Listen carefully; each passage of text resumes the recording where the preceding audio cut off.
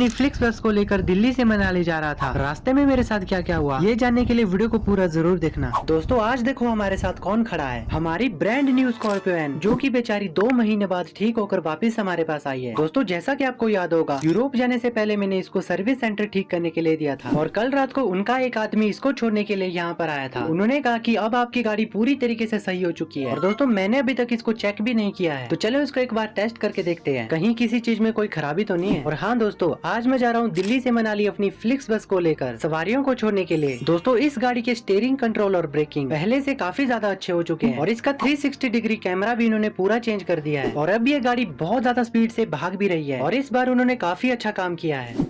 A few moments later. दोस्तों गाड़ी को वापस अपने घर में पार्क करके मैं बस स्टैंड पहुंच चुका हूं। दोस्तों आप जो सामने इस फ्लिक्स बस को देख रहे हैं, इसको लेकर मैं दिल्ली से मनाली सवारियों को छोड़ने के लिए जा रहा हूं। दोस्तों आप में से बहुत सारे लोगों की डिमांड थी कि वोल्वो बस लेकर आओ, इसलिए मैं आज आपके लिए फ्लिक्स बस की वोल्वो 9600 लेकर आया हूँ। और दोस्तों ये बस बहुत ही लग्जरी और बहुत ही कम्फर्टेबल बस होती है और ये बसें सिर्फ लॉन्ग रूट के लिए बनी हुई होती है। ज्यादा टाइम न वेस्ट करते हुए मैं यहाँ से अपने सफर की ओर निकल जाता हूँ। दोस्तों सबसे पहले मुझे अभी दिल्ली की ओर निकलना पड़ेगा, क्योंकि वहाँ से मुझे सवारियों को उठाना है और आज रात तक मैं दिल्ली पहुंच जाऊंगा और कल सुबह धूप लगते ही हम वहां से मनाली की ओर निकल जाएंगे। और दोस्तों मैं आप सभी लोगों को बता दूं कि ये बस मेरी नहीं है, ये कंपनी की बस है और आप विश्वास नहीं करेंगे, मैं पहली बार ऐसी बस को चला रहा हूं और मुझे तो ये बस चलाने में और देखने में बहुत अच्छी लग रही है। आपको ये बस कैसी लग रही है मुझे अपनी राय कमेंट में जरूर बताना। दोस्तों शाम होने वाली है और मैं कुछ ही घंटों में दिल्ली शहर में पहुँचने ही वाला हूँ, इसलिए मैं चला चाहता हूँ बस के अंदर और बाहर की साफ सफाई करने के लिए, क्योंकि कल सुबह हमने मनाली के लिए जल्दी निकलना है, इसलिए हमें साफ सफाई करने का टाइम ही नहीं मिलेगा। और दोस्तों दिल्ली जैसे बड़े शहरों में पूरी बस को साफ करने के लिए 3000 से 5000 का खर्चा आ जाता है, इसलिए मैं यहीं पर अपने दोस्त के शॉप में आया हूँ और यहाँ पर मैं खुद ही अपनी बस को अच्छे तरीके से साफ करूंगा। वैसे तो ये बस बाहर से उतनी गंदी नहीं है, लेकिन फिर भी इसके शीशों को चारों साइड से अच्छे तरीके से साफ करना पड़ेगा, ताकि लोगों को मनाली का पूरा व्यू अच्छे से दिखे। और साथ ही साथ अपने लिए भी आगे का पूरा शीशा अच्छे तरीके से साफ करता हूँ। बाहर से तो लगभग हो गया और अब इस बस के अंदर की साफ सफाई करनी पड़ेगी।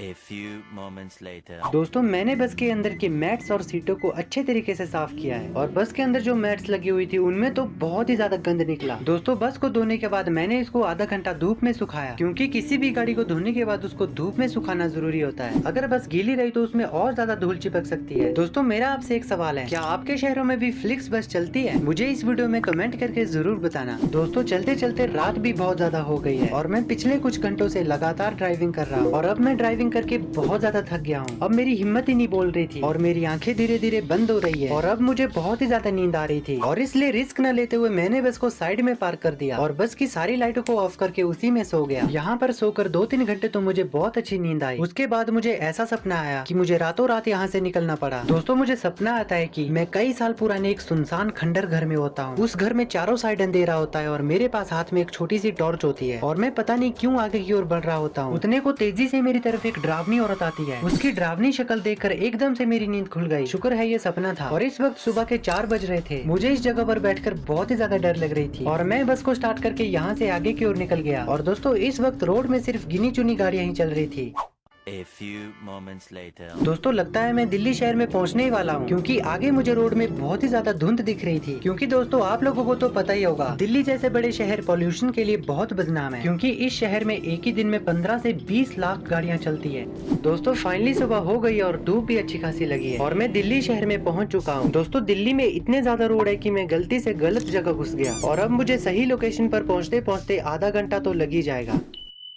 दोस्तों आधा घंटा नहीं बल्कि लगभग 1 घंटे बाद मैं सही लोकेशन के पास पहुंच जाता हूं और सारी सवारियां रेडी हो चुकी है चलने के लिए। तो दोस्तों स्वागत है आपका आज की हमारी दिल्ली से मनाली वाली ट्रिप में। आज हम दिल्ली की इस तपती गर्मी को छोड़कर मनाली की बर्फीली वादियों में जाने वाले हैं। तो दोस्तों बस चकाचक है और पैसेंजर भी बैठ चुके हैं। तो चलिए आज के इस सुहाने सफर को स्टार्ट करते हैं। और दोस्तों सवारियों से ज्यादा एक्साइटेड तो मैं हूँ मनाली की बर्फीली रोड पर अपनी बस को चलाने के लिए। दोस्तों अभी हम चंडीगढ़ क्रॉस कर रहे होते हैं और आगे गाड़ियों का बहुत ज्यादा ट्रैफिक लगा होता है। पुलिस वाले किसी भी गाड़ी को आगे नहीं जाने दे रहे थे और आगे जाकर मुझे पता लगता है कि यहाँ पर प्रधानमंत्री मोदी आए हैं। दोस्तों ये पार्क हमारे भारतीय सैनिकों की याद में बनाया है। यहाँ पर इन पत्थरों पर उन वीर सैनिकों के नाम लिखे गए हैं और आज यहाँ पर इस पार्क का उद्घाटन है और हमने यहाँ पर भारतीय सैनिकों की परेड भी देखी। दोस्तों सैनिकों के जोश को देखकर किसी भी साधारण आदमी में जोश आ सकता है। दोस्तों हमारी इंडियन आर्मी के लिए इस वीडियो के कमेंट में लाल दिल जरूर भेजना। दोस्तों परेड खत्म होने के बाद रोड को खोला जाता है और हम आगे अपने सफर की ओर निकल जाते हैं। चंडीगढ़ शहर से बाहर निकलने से पहले मैं बस में डीजल भरने के लिए रुकता हूँ। मैं बस में 40 लीटर डीजल भरता हूँ और वहाँ से आगे की ओर निकलता हूँ। दोस्तों मैं बस को हाईवे पर 80 की स्पीड पर चला रहा होता हूँ, लेकिन फ्लिक्स बस की बेहतरीन सस्पेंशन से पता ही नहीं चल रहा था। लेकिन दोस्तों असली खेल तो आगे पहाड़ों में शुरू होगा।